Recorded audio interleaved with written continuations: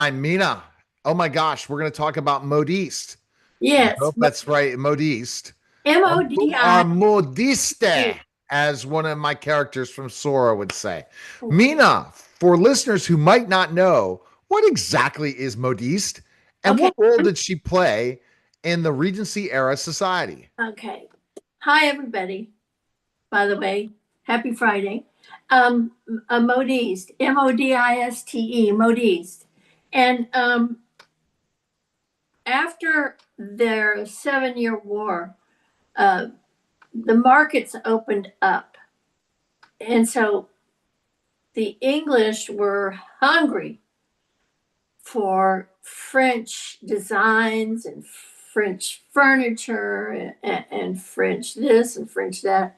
So, another thing that was happening at that time was this influx of population coming into London and the middle class. The middle class was really growing, and merchants were becoming very wealthy.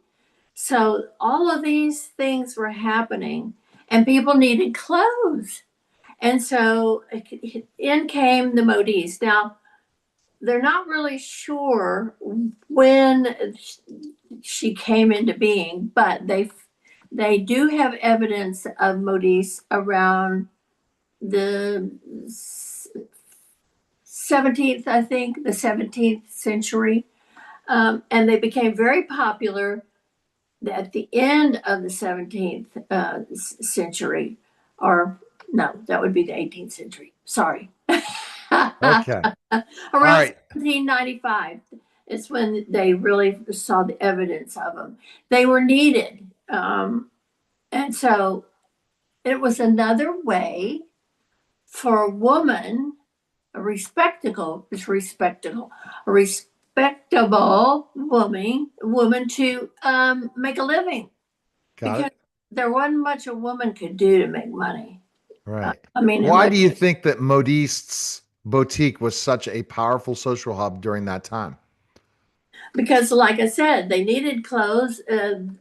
Even women that weren't really French would pose as being French to draw business, but they they were needed. The aristocrats needed a place to buy high end clothing. And so the modistes fill that need. Then the wealthy merchants, their family, they wanted to be able to blend into high society. So they would call on the business. There were problems for modiste that you can ask me. Okay. Now I'm going to go to another question. What were the problems with modiste? Okay. Maybe the word of modiste is the problem. I'm thinking of starting that in my own modiste clothing line. But go ahead. Well, the problem for them was they needed the aristocrats. So these wealthy lords, ladies would go into the shops. Now, most of them didn't have money per se, they had their name.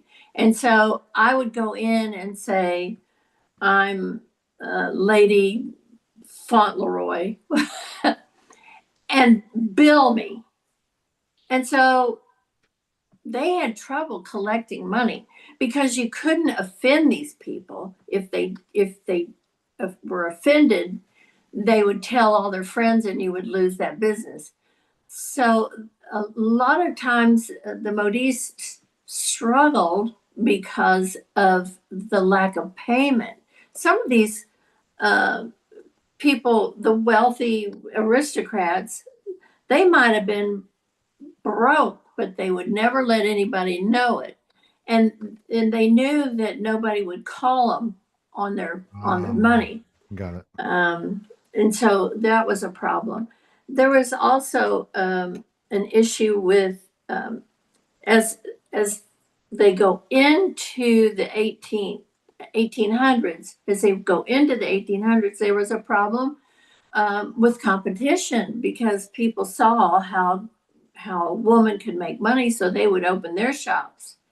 And they had to hire help, and those people were paid low wages, really, and worked long, long hours. And can you imagine hand stitching a dress, and they were those long dresses, and a lot of them had embroidery on the ends or Yeah. somewhere. And they the wages were terrible and the hours were long, and Oh so a goodness. lot of them didn't stay. They would go Mhm. and jump from one modiste to another, trying to find one that would treat them well and pay them better. So these modistes were not owned by women. Yes, they were. Yes. Okay, so this is an opportunity for women to be entrepreneurs. And the Yeah. workers, who were the type of workers that they would find? uh, low income workers. These people would probably come from um, Whitechapel. I mean, I slummy areas, Got it. or some middle class woman that had left or got kicked out of her home, had no place else to go, didn't want to go into prostitution. So she would try working as seamstress, hoping to work her way up. Usually there was no working your way up unless you were very talented and had designs. Got it. Do you think that the modistes, would you think that there's still modistes around today? Oh, yes. We don't, I don't suppose you and I will ever see them, but you go into New York, Chicago, LA, those fashion labels that you go in and they will size you and design something for you.